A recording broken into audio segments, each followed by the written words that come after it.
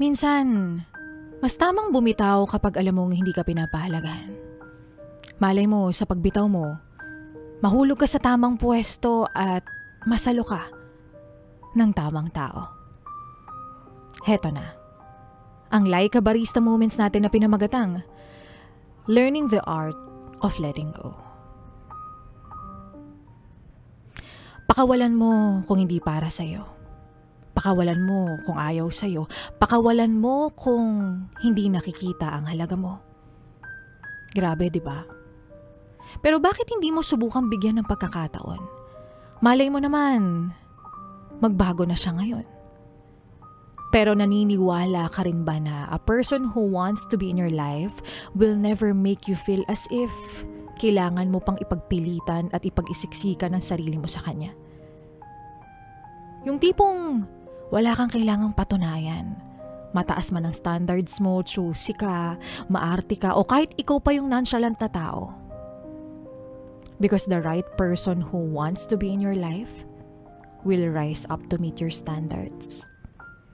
Sabi nga nila, learn to appreciate the art of letting go.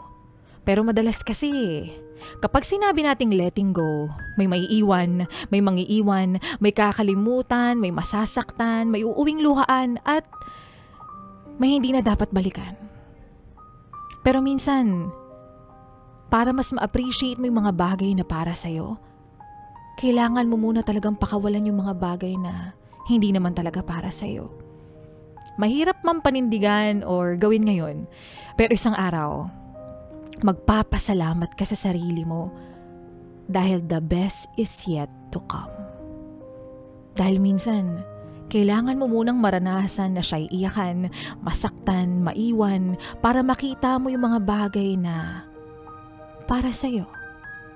Yung hindi mo kailangang pilitin pero bigla na lang darating. Dahil sa una lang naman mahirap bumitaw. Dahil ang hindi natin alam, there's beauty in letting go. You just need to see bigger picture. Dahil may mga bagay na kailangan mong pakawalan para sa mga bagay na sa'yo ay talagang nakalaan.